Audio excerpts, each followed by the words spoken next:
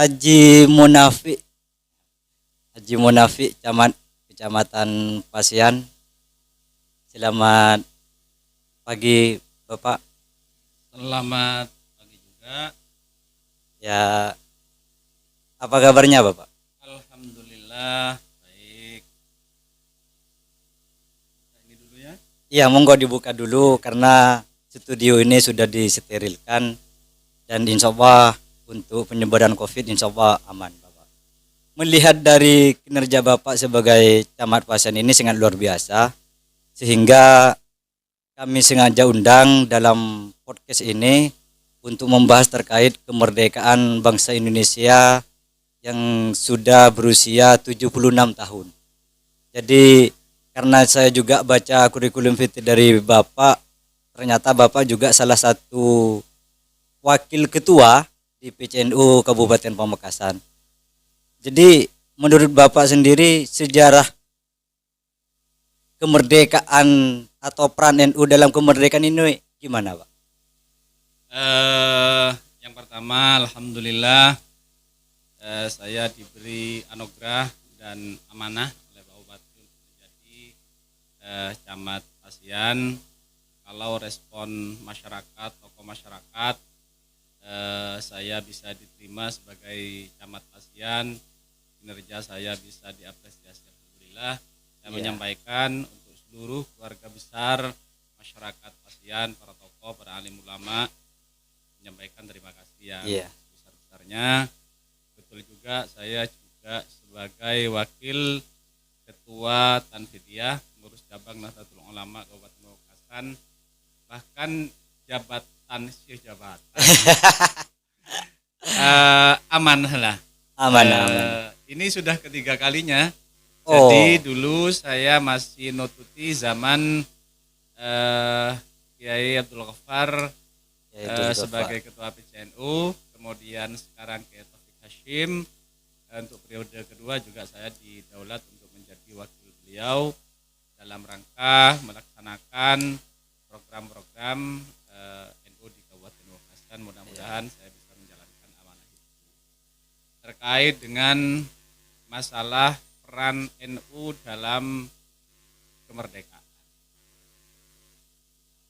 Jadi jauh sebelum Indonesia merdeka, para tokoh Islam dari berbagai komunitas, para alim ulamanya, habaib, para masyayikh, kita kalau mau membaca sejarah, apalagi di hari ini dengan akses untuk mencari informasi sangat mudah sekali. Kita ketahui bahwa ada dua paling tidak yang sangat mencolok sekali peran NU. Bukan, yang lain masih banyak sebenarnya. Yang sangat mencolok sekali. Yang pertama di kisaran kemerdekaan. Jadi Bung Karno dulu sebelum membacakan detik-detik proklamasi itu, beliau sowan dulu ke Mbah Hashim. Kiai Haji Hashim Asy'ari di Jombang. Akhirnya dari diskusi beliau disetujui tetap untuk membacakan proklamasi kemerdekaan Indonesia, dan alhamdulillah kemerdekaan yang dibacakan tanggal 17 Agustus tahun 45 di bulan Ramadan, hari Jumat itu kita rasakan pada hari ini. Yang kedua, munculnya resolusi jihad. Resolusi jihad DNU kan? Iya, betul. Yang waktu itu fatwa dari Kiai Haji Hashim Asy'ari menyatakan bahwa umat Islam dalam rentang jarak 50 km kalau tidak salah itu diwajibkan untuk jihad fisabilillah dalam rangka mengusir penjajah dari bumi Indonesia. Jadi kalau bicara tentang peran NU dalam kemerdekaan sejak awal sampai merdeka, bahkan kembalinya para penjajah untuk menjajah kembali bangsa Indonesia, NU tidak. Iya, betul. Karena itu kalau hari ini pemerintah di bawah pemerintahan Jokowi memberikan hadiah hari santri itu ya memang wajar dan pas. Saya kira, tapi begini, sekarang saya rasa banyak kemudian golongan-golongan yang tidak suka terhadap NU. Maka digoreng NU bahwa NU adalah PKI misalkan. Padahal kalau ditarik dari sejarah NU tidak ada kaitannya dengan PKI. Nah itu menurut Bapak sendiri gimana?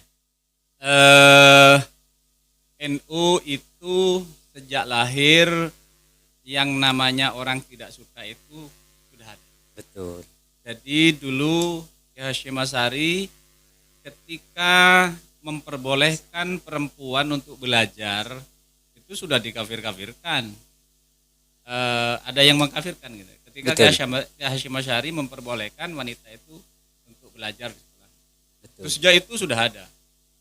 Kemudian ada yang tidak suka, jangankan yang dari luar, yang di dalam ada juga. Gitu. Iya. Tidak perlu dibahas. PKI di Pamekasan tidak usah jauh-jauh. Ya. Kakek dari Pak Bupati ke Jufri, beliau salah satu yang menjadi korban pembunuhan PKI. Belum para ulama, para syuhada, para syahid yang lain yang banyak dibunuh oleh PKI. Bagaimana mungkin ada yang mengatakan bahwa NU PKI terlalu jauh, terlalu jauh. naif. Betul sekali. Tapi sekarang Indonesia sudah berusia 76 tahun yang sangat hampir kalau saya katakan sudah mau 1 abad ya. Nah, tapi pada tahun ini ada yang berbeda. Berbeda karena masa pandemi. Ya. Jadi Pak Camat sendiri memaknai kemerdekaan di masa pandemi ini gimana? Bangsa Indonesia merdeka sudah 76 tahun. Betul. Kalau diibaratkan orang atau manusia, usia 76 tahun itu bukan usia yang muda, tapi sudah usia sepuh. Gitu. Artinya sudah di atas dewasa. Betul. Artinya kalau dewasa itu dewasanya dewasa sudah dengan umur yang sekian. Terkait dengan situasi sekarang, situasi pandemi adanya COVID-19. COVID ini bukan hanya terjadi di Indonesia. Betul sekali. Tapi kejadian ini adalah kejadian di seluruh Dunia. Tidak ada satu negara yang ada di dunia ini yang tidak ada COVID. Betul. Walaupun ada berita lah, misalnya di Brunei Darussalam, ya kita kan hanya baca di media. Tapi pada prinsipnya bahwa COVID ini sudah terkait dengan bagaimana kaitannya dengan kemerdekaan Indonesia yang masih ada pandemi sekarang. Pandemi yang melanda dunia termasuk Indonesia ini ibaratkan orang itu lahir, kemudian besar, kemudian sampai mencapai usia 76 tahun, itu mesti ada perangan. Jadi termasuk negara kalau diibaratkan orang sekarang sedang sakit dan kena penyakit yang namanya pandemi. COVID-19. Maka kita sebagai bangsa Indonesia seharusnya kita ketahui bersama ini masalah dunia bukan masalah Indonesia. Mestinya sadar, gitu loh. Sadar untuk bersama-sama bagaimana memerangi COVID ini selesai. Betul. Tapi persoalannya, apakah bangsa Indonesia sudah seperti itu? Kenyataannya ya kita lihat ini. Ini sangat menarik untuk kita bahas terkait kesadaran kita bersama untuk mencegah virus yang sangat mendunia ini. Betul. Bahkan protokol kesehatan harus benar-benar diterapkan dan diikuti oleh masyarakat. Betul. Karena percuma pemerintah mengeluarkan suatu kebijakan namun masyarakatnya tidak patuh. Misalkan harus memakai masker dan lain sebagainya. Nah, kemudian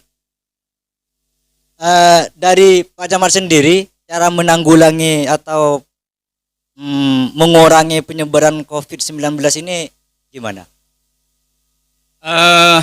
saya kan ada di pemerintahan, Betul. juga ada di ormas keagamaan. Ini pertanyaannya saya selaku camat pasien. Jadi dalam menangani pandemi COVID-19 ini di kecamatan ada yang namanya Forkovinka. Ada, kalau saya sering mengatakan Forkovinka Plus. Karena ada Pak Camat, ada Pak Danramil, ada Pak Kapolsek, dan ada Puskesmas di bawah kepala Puskesmasnya. Kami selalu berkoordinasi bau membau untuk dalam rangka penanganan itu sesuai dengan petunjuk-petunjuk teknis yang dilakukan oleh pemerintah. Salah satunya saya sudah beberapa kali membuat rekaman, vlog, kemudian disebar. Bagaimana? Iya betul, itu sempat viral itu. Ya, saya akan begini. Kemarin di acara Ansor ya yang dibongkar di Telantaraja itu saya sampaikan saya tidak dalam rangka untuk polemik masalah keagamaan. Betul. Tapi saya sampaikan begini dengan keyakinan saya yang saya pelajari bahwa ada 3 hal yang tidak boleh terpisah. Yang pertama ikhtiar, yang kedua doa, 3 tawakal. Ikhtiar ini ada 2, ikhtiar batin dan ikhtiar lahir. Ikhtiar batin ini para ulama, para kiai, para masyayikh itu sudah memberikan beberapa amalan, beberapa cara untuk selalu mendekatkan diri kepada Allah Subhanahu wa taala. Ini yang bisa kan ikhtiar batin sekaligus doa kan. Betul. Nah, itu sangat baik dan sudah dilakukan. Di mana-mana sekarang mulai Pamekasan paling selatan sampai ke utara, ujung timur sampai barat, tiap malam rasanya kita dengerin orang membaca burda bersama, baik yang seperti masa-masa saya masih kanak-kanak dulu pakai oncor, keliling baca itu, ada yang di musola, ada yang di masjid. Kemudian yang tidak kalah pentingnya ikhtiar lahiriah. Pemerintah itu sudah menyampaikan minimal ada 3 hal, ada 3M itu kan.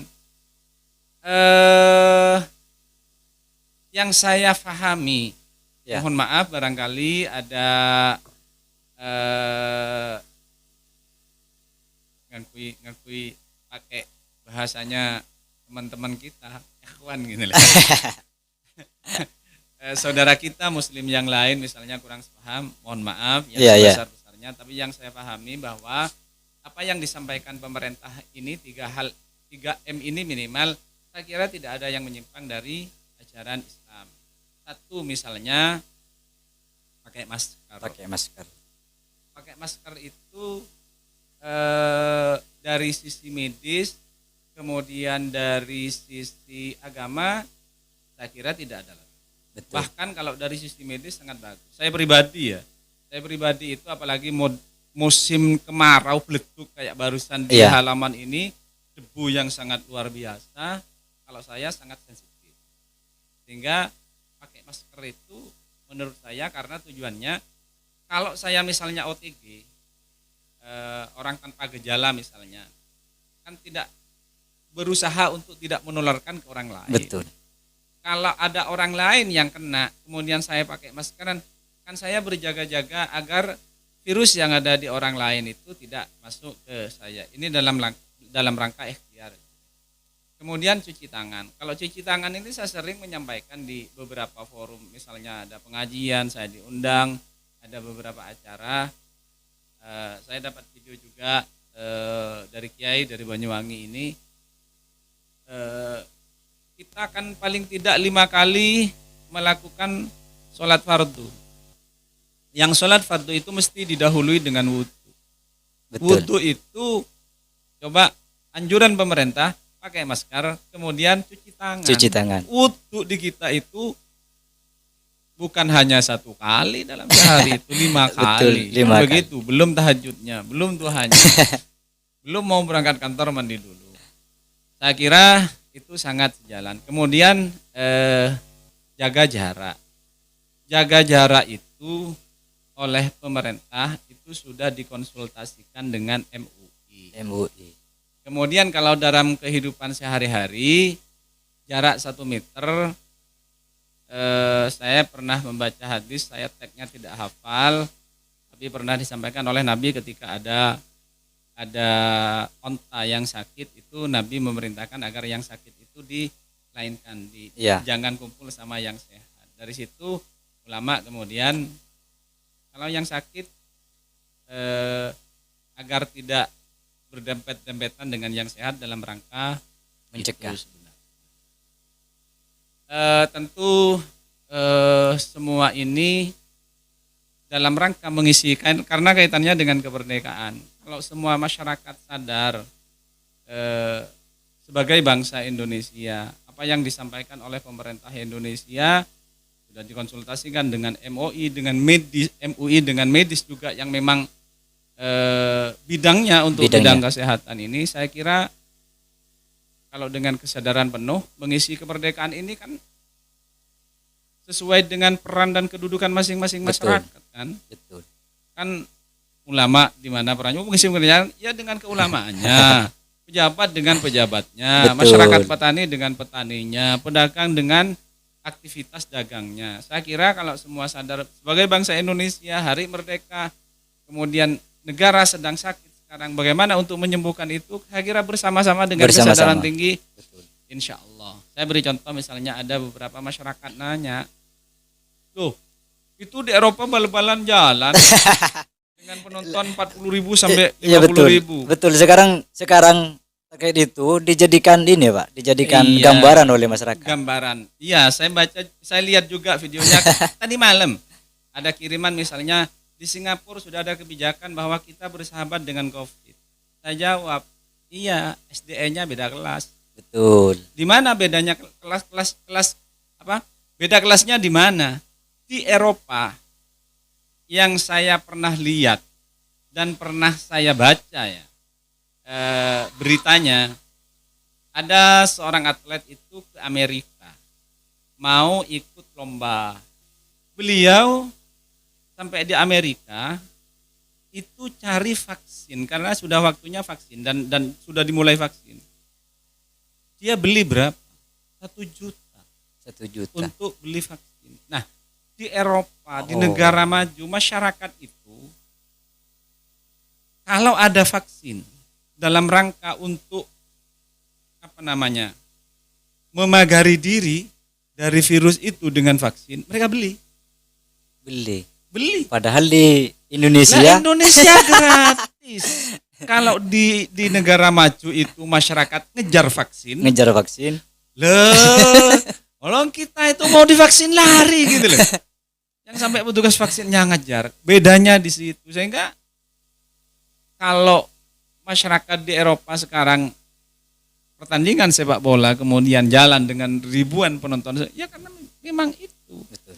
Tapi bagaimanapun juga, apakah saya menjelek-jelekkan bangsa Indonesia? Tidak. Tapi itulah Indonesia.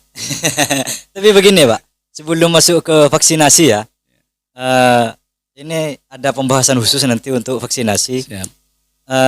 Berbicara jaga jarak. Kalau berbicara jaga jarak itu masyarakat, saya memposisikan diri sebagai orang awam ya. Tapi pengajian dilarang Pak. Sementara pasar-pasar dibuka. Ini bangsa Indonesia ini sudah mau dikuasai oleh orang kafir. Ini gimana ini Pak? Begini, ya ini akan tetap menjadi polemik. Saya hanya menyitir pendapatnya di ceramahnya Ustadz Daf'at Latif ya. Betul. Jadi kalau kegiatan keagamaan itu bisa dilakukan di rumah. Tapi di pasar kan tidak. Tidak mungkin jualan di rumah kan begitu. Sebenarnya kelemahan kita sebagai bangsa Indonesia ini konsistensi terhadap aturan main. Betul. Jadi ketika pemerintah, ya kita ini kan kalah dengan hoax, kalah dengan pelintiran. Jadi pemerintah itu misalnya sholat diminta untuk ada jarak. Kok di pasar tidak? Sebenarnya di pasar sama diuber-uber itu sama Satpol PP kan. Betul. Tapi masyarakatnya ada yang kalau bahasa Madura aja kan cengkal itu. Jadi di pasar juga ada petugas, belanja itu belanja secukupnya kemudian pulang, yang jual pakai masker, kemudian ada jarak antara Ada yang jarak. jual, yang beli Betul. juga begitu kan. Betul. Jadi kalau mau konsisten sebenarnya dengan aturan main, semua lini dari atas sampai bawah, saya kira dengan kesadaran tinggi, kalau saya tidak ada persoalan sebenarnya. Siap. Mestinya harus dijalankan. Oke. Terkait vaksinasi, Pak. Siap. Sejauh ini vaksinasi dari Kecamatan Pasan ini gimana, Pak? Apakah sudah berjalan? Kalau sudah berjalan, apakah sudah berapa persen? Secara persentase memang harus ditanyakan dulu ke puskesmas ya. Cuma Iya. terus terang, saya kemarin malam apa itu yang di Bungkar itu, Malam Kamis. malam Kamis ya. Iya. Saya ada 2 acara. Yang pertama acara di Masjid Nurul Huda kalau tidak salah, yang di pasar itu, yang di sungai. Kemudian yang di sambutan saya setelah salam, setelah muqaddimah, saya tanya ke yang hadir itu, para bapak, para ibu, Bu, Pak, acungkan tangan. Siapa peserah selastare ampon vaksin? Satu pun tidak ada. Satu pun tidak ada. Satu pun tidak ada. Saya tanya kemudian di acara kedua yang di Bungkar itu kan Iya, langsung kan, sampai betul. kalau hadir saya tanya, Betul. setelah muqaddimah saya tanya yang sudah divaksin berapa orang ngacung tangan? Ternyata tidak ada. Dari situ memang setelah saya koordinasi dengan Danramil, dengan Kapolsek, dengan Puskesmas, bahwa di pasien ini bukan gagal vaksinasi, tetapi belum berhasil secara penuh. Yang itu butuh kesadaran dari masyarakat bahwa vaksin itu yang dikatakan mau membunuh itu Nah. hoax. Nah, ini Pak, di masyarakat yang beredar itu vaksin membunuh katanya. Saya sampai begini. Loh, saya kemarin bukan ria ini ya, Betul. 2019 naik haji. Ya, Ada persyaratan bahwa semua calon jamaah haji harus divaksin. divaksin. Kalau tidak salah waktu itu bayar 140.000 apa berapa? Mudah-mudahan tidak salah. Ya. Tapi waktu itu ada biaya. Tidak tanya orang. Alif ba tak tidak tanya itu. Karena mau berangkat haji divaksin gitu loh. Divaksin. Kemudian anak kita begitu lahir procon uwe, kemudian bidan bilang ini harus divaksin apa gitu loh, khusus pakai Iya, kebal betul. apanya gitu. Tidak tanya alif ba ta sa itu, tidak tanya, mereka divaksin. Tapi kenapa begitu mau vaksin karena COVID ini? Sudah saya sampaikan lewat vlog, kemudian di beberapa pertemuan, bahwa vaksin itu, ini bukan dokter, tapi Iya. saya informasi tanya ke puskesmas misalnya, bahwa vaksin pertama itu dalam rangka menguatkan imun. Menguatkan Imun itu kalau pakai bahasanya dokter Tirta. apa itu? Dokter Tirta. Dokter Tirta, makan. Ya karena memang setelah disuntik vaksin pertama itu ya makan memang. Makan. Akhirnya intensitas untuk makan itu memang lebih tinggi, Lebih tinggi. lebih doyan makan gitu. Kemudian yang kedua itu yang menguatkan antibodi. Saya sudah divaksin, istri saya sudah, anak saya sudah yang pertama, tapi vaksin pertama karena mahasiswa. Alhamdulillah tidak terjadi apa-apa. Saya menyampaikan Aman berarti, Pak. alhamdulillah aman. Memang sempat ada vaksin AstraZeneca. Saya tanya ke puskesmas, ke Bukapus, Bu, bedanya Sinovac dengan AstraZeneca apa gitu loh. Sebenarnya khasiatnya adalah untuk menguatkan imun dan antibodi. Antibody. Cuma yang AstraZeneca itu efeknya agak panas gitu loh, sehingga mungkin diikuti dengan ada paracetamol. Kalau yang Sinovac itu tidak apa-apa. Saya sudah divaksin 2 kali, istri saya sudah, anak saya sudah. Untuk yang kedua kalinya juga. Yang penting saya sampaikan begini. Pak, Bu, kalau jenengan kesokan mau vaksin, kalau sehat bilang sehat. Betul. Kalau tidak sehat, misalnya karena sudah usia di atas 40, sudah 50 ke atas, ada tekanan darah, matur ke yang mau vaksin. Ada diabetes, matur, ada jantung, ada liver. Dan itu tidak mungkin divaksin gitu Betul. loh. Jadi tidak ada, kita ini tidak gila gitu, waras gitu. Betul sekali, Pak. Jadi seperti itu. Karena yang saya tanya di 2 acara itu, saya sudah vaksin, kok mati Pak gitu. Ya mati itu semuanya memang sudah diatur oleh Tuhan. Memang ada beberapa kejadian, ada video yang mahasiswa kemudian lemes. Makanya kan kita tidak tahu, hanya tahu ada video mahasiswa moro-moro lemes. Mestinya kan harus diikuti riwayat sebelum itu. Betul. Sudah sarapan apa belum? Kemudian Kemudian divaksin. Ada penyakit apa tidak? Kan tidak ada penjelasan. Hal-hal seperti itu yang diangkat. Misalnya 1 juta yang divaksin, semuanya selamat. Kemudian ada 1, 2, 3 ada reaksi yang kemudian memang ada yang meninggal. Kan kita meninggalnya seperti ada camat dan sekcamnya itu di daerah Jawa Barat, di mana itu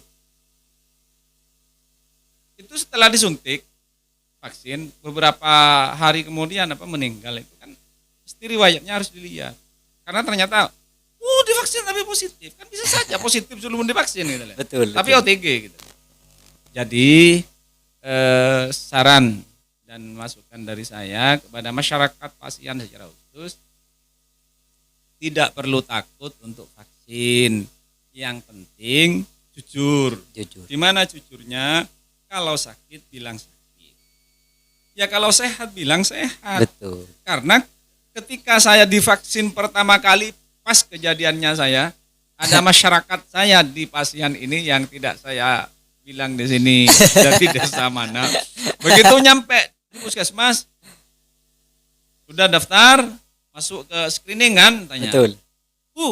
Saya sakit apa? Saya punya kencing manis Bu, diabetes. Oh iya Pak, nanti diperiksa diabetesnya, kencing manisnya. Begitu diperiksa, ternyata dia tidak punya. Dari saking takutnya divaksin berarti. Saking takutnya divaksin, akhirnya disuntik, stres gitu loh, disuntik. Kemudian kita ketemu.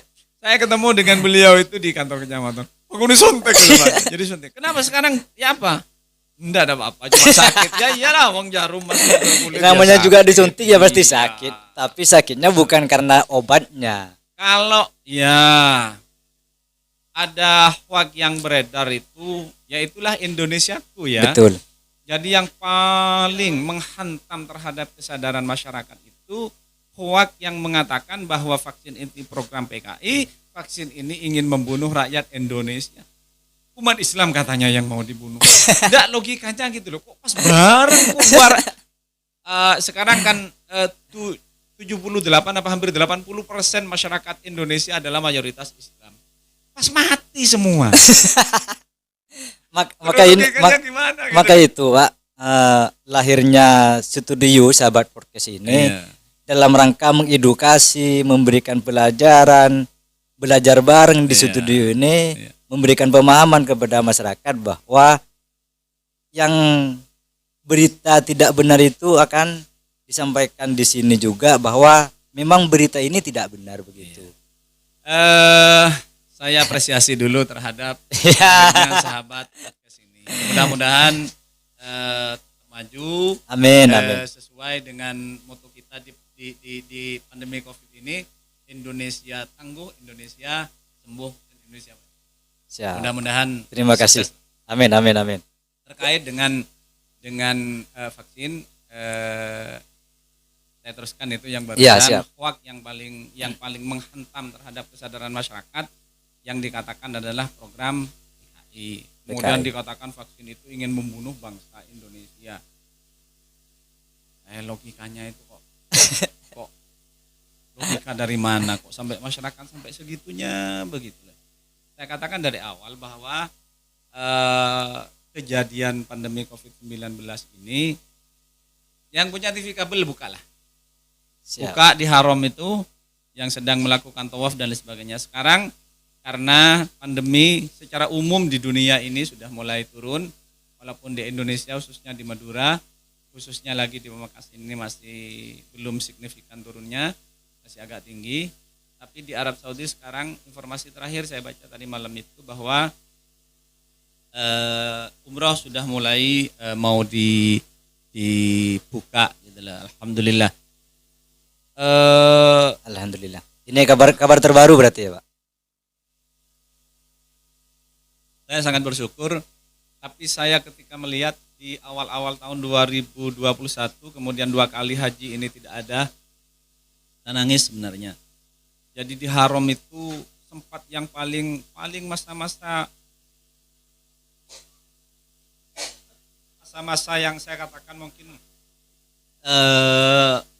paling mengenaskan ya dalam sejarah haji di dunia. Itu musim haji kemarin, pas bulan Dzulhijjah kemarin itu saya lihat di siaran di TV secara langsung itu, ya Allah, itu bisa dihitung dengan jari yang lagi tawaf itu. Kemudian yang tawaf itu saya lihat itu ada yang cleaning service yang di Haram itu. Ya Allah, itu Arab Saudi, kerajaan Islam yang membatasi umatnya, masyarakatnya yang di Arab Saudi sendiri untuk tidak melakukan umroh. Yang ada saja sudah haji dan umroh, kemudian yang ada saja diberi jarak sedemikian rupa. Betul. Masyarakatnya sadar. Betul. Kok di sini haji tidak ada, wah Indonesia yang disalahkan. Yang beri izin Arab Saudi. Arab Saudi itu sangat berkepentingan dengan jamaah haji dan umroh. Apalagi dari Indonesia itu kalau tidak salah tahun 2019 itu 210 atau 211 juta 211 ribu. Kemudian Pak Jokowi dapat tambahan 10.000 waktu itu sehingga menjadi 220 lebih. Itu bagi Arab Saudi kan luar biasa Indonesia sebenarnya. Cuma karena dalam situasi pandemi seperti itu kemudian dibatasi. Dan Menteri Agama 2 kali 2020, 2021 dengan segala pertimbangan akhirnya jamaah haji tidak diberangkatkan. Kembali ke vaksinasi ya, Pak? Iya. Berarti di Pasian program vaksinasi ini masih berjalan berarti? Tetap berjalan sampai detik ini. Oleh karena itu saya menghimbau ini utamanya dengan teman-teman kita, adik-adik Ansor ini. Siap. Ayolah jadi garda di Dan depan. laporan terakhir dari pimpinan PAC Ansor Pasian itu, insya Allah Ansor Pasian akan melaksanakan vaksinasi massal sebentar lagi. Saya selaku pemangku jabatan Camat Pasian sangat bersyukur, sangat berterima kasih. Ayo dikoordinasikan dengan Polsek, dengan Koramil, dengan Puskesmas, mau ditaruh di mana tempatnya, kami bantu untuk mengkoordinasikan itu. Karena yaitu saya sangat berharap melalui tokoh masyarakat, para ustadz, untuk teman-teman yang ada di komunitas Ormas, Nahdlatul Ulama, MWC, Ranting, Ansor, Fatayat, Muslimat, ayolah kita coba mendongak lah, ngelihat sedikit ke atas. Ketua PB-nya sudah dan para pengurus DPP sudah vaksin. Betul. DPW Al-Mukarram Kiai Haji Mustamar juga sudah vaksin. Sudah. Di Pamekasan ketua PC-nya Kiai Haji Taufik Hashim sudah vaksin. Terus mau nyontoh siapa lagi loh? Kalau Pak Camat, wah itu kan pejabat gitu misalnya lah. Sudahlah, kalau tidak mau ikut saya enggak apa-apa. Tapi coba ke atas gitu loh. Ya Taufik sudah. Bahkan tanggal 1 kemarin PCNU dengan kerjasama dengan Polres dilaksanakan di kantor PCNU, sudah dilaksanakan vaksin massal. Ketua Ansornya juga sudah. Iya. Terus mau nyontoh siapa lagi? Mau nyontoh WAK. Mikir dong. Mikir dong. Nah, mikir dong. Hari ini apa kata dunia kamu vaksin gitu loh. Oke. Sebelum podcast ini ditutup, kami dan tentu masyarakat Pasian ingin tahu program Bapak Camat ke depan ini gimana? Eh, Program kecamatan sebagai kepanjangan bupati yang ada Betul. di daerah kecamatan ini, apa yang menjadi program kabupaten juga menjadi program kecamatan. Artinya bahwa kecamatan di bawah camat ini punya kewajiban untuk mensukseskan seluruh program yang telah dicanangkan oleh bupati yang dipilih secara langsung. Kemudian yang kedua, saya pribadi selaku pemangku di Kecamatan Pasian ini yang paling pokok ingin memberikan layanan terbaik, termudah ke masyarakat Pasian. Yang penting bahwa terkait dengan segala kegiatan minta pelayanan ke kecamatan tidak melanggar aturan main dan tidak melanggar hukum. Tuh. Di tengah jalan saya tanda tangani, kemudian stempel juga ke kecamatan. Gitu. Saya tidak pernah mempersulit. Hari Sabtu, hari Minggu, umpama saya kebetulan ada di selatan, monggo enggak apa-apa. Kita ketemu di kota, bisa ke rumah. Yang penting itu. Jadi saya akan berusaha semaksimal mungkin untuk mensukseskan segala program oleh pemerintah Kabupaten Pamekasan dan memberikan pelayanan terbaik, tercepat, termudah kepada masyarakat Pasian. Demikian. Luar biasa. Jadi itu pemirsa bisa didengar langsung ya bahwa Bapak Camat ini tidak akan mempersulit terkait pelayanan dari masyarakat, karena yang paling diutamakan oleh Pak Camat adalah kenyamanan pelayanan. Kan begitu ya Pak Camat? Salah satunya ini bukan pelayanan, tapi dalam rangka mendekatkan saya selaku Camat Pasian, saya melakukan safari Jumat. Setiap hari Jumat. Setiap hari Jumat saya keliling. Cuma kebetulan akhir-akhir 1 bulan terakhir ini saya memang membatasi diri karena PPKM. Jadi biasanya saya tiap hari Jumat keliling dari desa ke desa. Itu dilakukan di Kecamatan Pasian, Pak? Di Kecamatan Pasian. Jadi saya di Tegang Ser sudah, Sotaber sudah, Telonto sudah beberapa kali, Sana Tengah sudah. Saya kira Sanadaya belum, Pak? Sanadaya sudah, di rumahnya, di masjidnya Pak Kepala Desa sudah, saya di sana terojim bahkan 2 kali. Yang sebelah utara itu tidak terojim, saya ikut saja.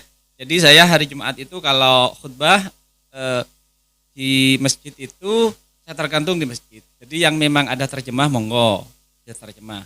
Yang memang di masjid itu tidak terjemah jangan dipaksakan.